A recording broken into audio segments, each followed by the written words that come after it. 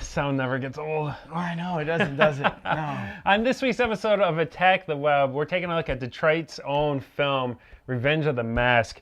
And this is a film based on like the Dark Horse comic series, basically, where it follows somebody else finding the mask, that Jim Carrey left behind.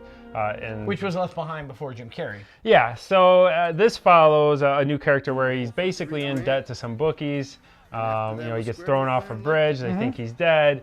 He comes back with the mask and then seeks revenge. This is a much darker film of the mask. Don't let the Jim Carrey film throw you on, or don't let that level your expectations. Which is actually a much better representation of the original story of the mask that took place in Dark Horse comics, and telling that kind of story of how the mask is passed on and on. This is DC making a mask movie.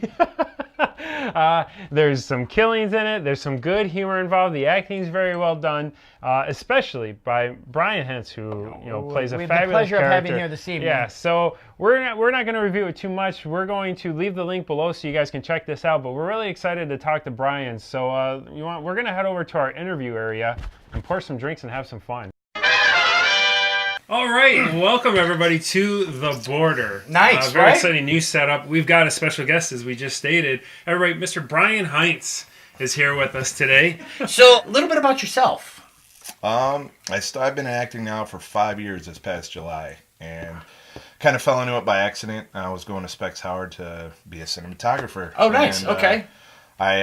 One of my teachers was doing a 48-hour film project, never even heard of it, just begged him to be on the set, if it was just lifting things up and putting them down. I just wanted to be part of the set, We do that all the time. Oh, yeah. Constantly. My right arm is ripped, yes.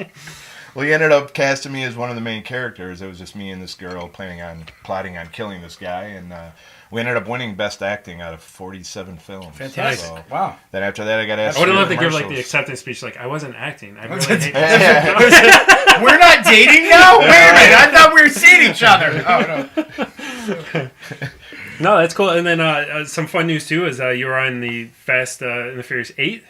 Yeah, I got to stand in for Vin Diesel, which was cool. I didn't get to meet him, which I wanted to, because I was going to be like, hey, man. Because he was Groot. That's the only reason. Right, yeah. Right, yes. I am Brian. Though, yeah, exactly. And Brian. I was going to tell him if he ever needed a butt stunt double on his there you go. You're right. I will show this butt for money. Yeah. That's very cool, being honest. Did you drive the cars? Or? No, I get to sit in it, which was awesome. Nice. After they flipped it upside down. Oh, nice. And okay, so I had to crawl out. My 6'2", 220-pound ass had to crawl out of this. That same ass that you will. That you see you running down the money. street. Yes, yeah. Nice. So. That's awesome. That'd be a pretty cool experience, though. It was really cool. The set was amazing. I couldn't believe how many cars they had on set, and just really? No care in the world of blowing them up, shooting them up, throwing them out windows. Revenge of the Mask. Yes. That's what we're covering today. It's an awesome YouTube movie that's released.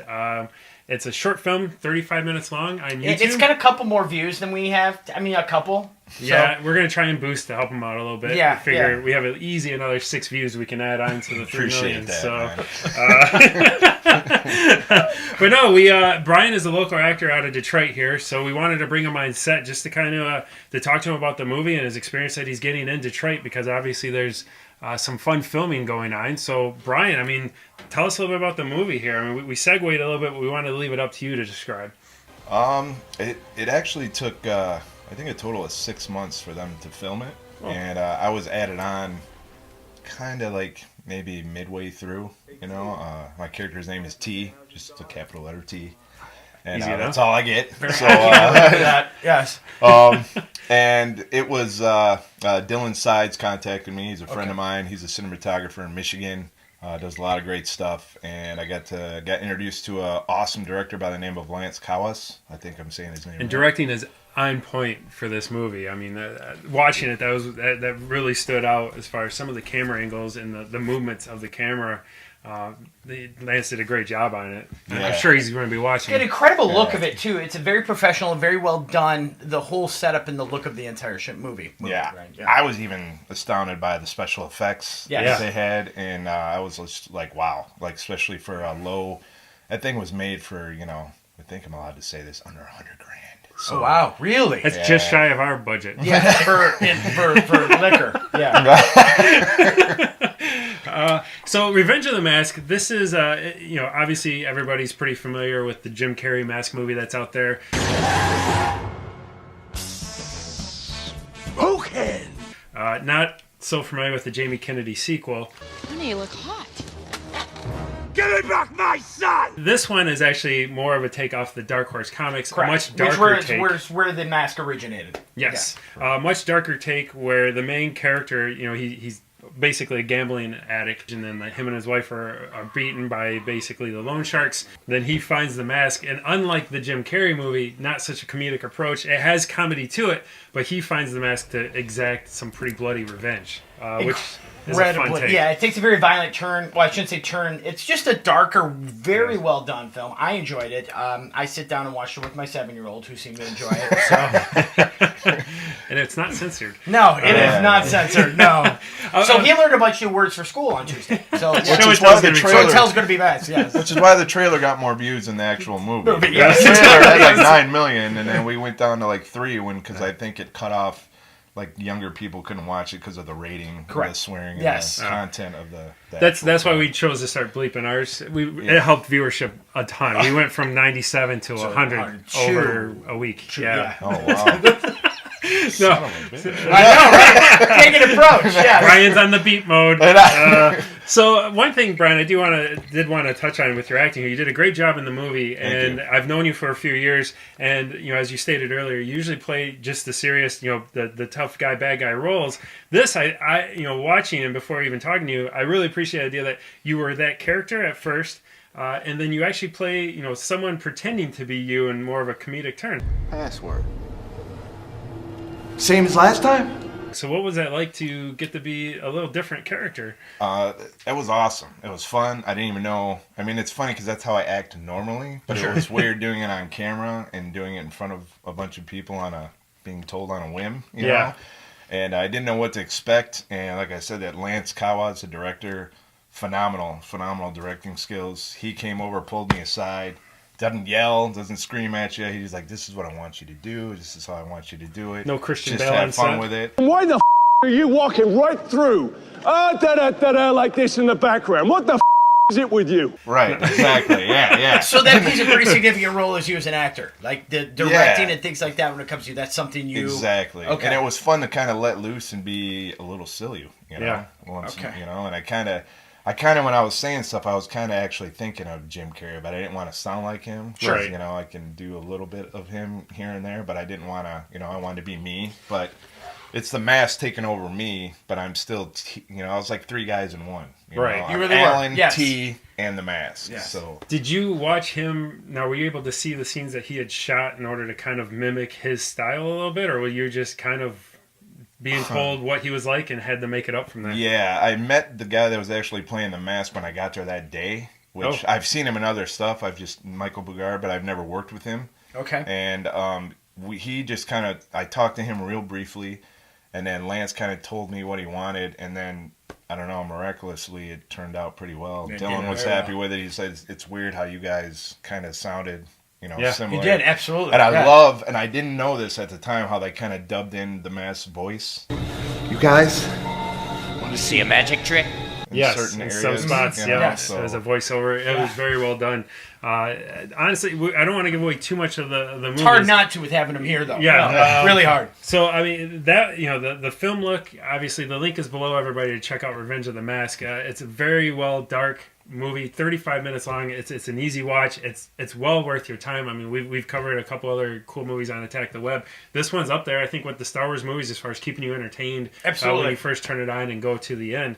What do you got next? What's coming up for you here? Any things on the horizon here? Well, I was just informed that they asked us. I got a call from Dylan Sides about a month or so ago that they want to do a prequel to the Revenge of the Mask, which also follows the comic book.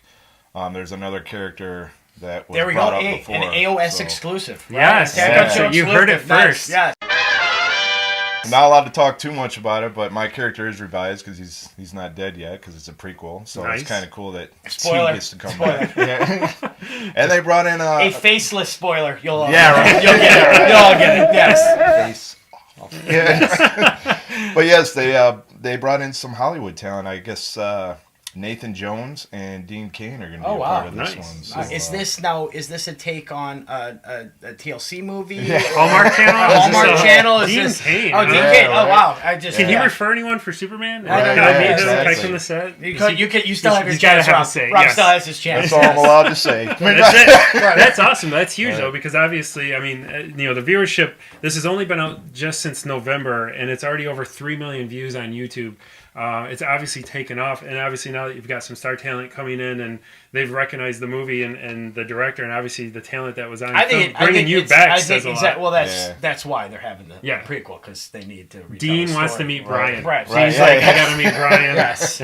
Right. So, no, I mean, that's exciting news. Any idea on filming, or when you guys make it into production? Sometime this spring or summer. Cool. And I know Bobby, he helped out with a ton of the stunts. I got to give a shout out to him. He was awesome on set. He also helped me out with some of my acting scenes.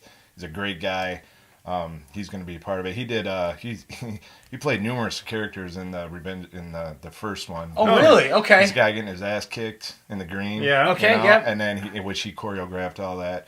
He's also the guy that fell when the mask comes in and starts shooting people. Yes. He's also one of the Vikings. Oh, really? Oh, wow. Okay. And we're going to have more of them Viking scenes, too, which is kind of cool. Nice. Which were very popular. Yes. Yeah. That's awesome. That's very cool. No, I'm happy for you. I've gotten to know you for a few years, and it's been great watching you grow. Another highlight, just real quick, the Detroiters ad in the Super Bowl, I thought was awesome.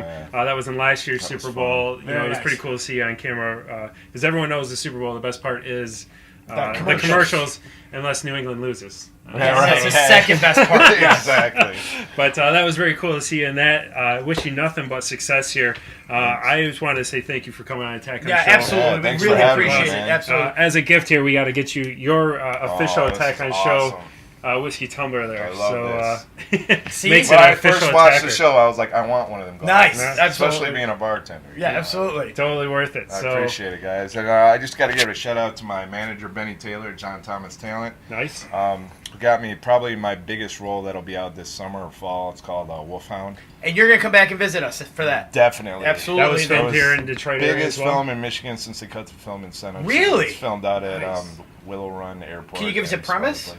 It's World War II. Okay. And it's basically a B-17 and some MiGs that are flying over the France area after Germany takes it over. Nice. And, yeah, that's all I can Cool. Very cool. Very cool. Absolutely. Are they looking to take some talent on for like a news, media TV show? No. We'll see what happens. He doesn't look really confident. Not very confident at all, actually. We'll ride your coattails. It's fine.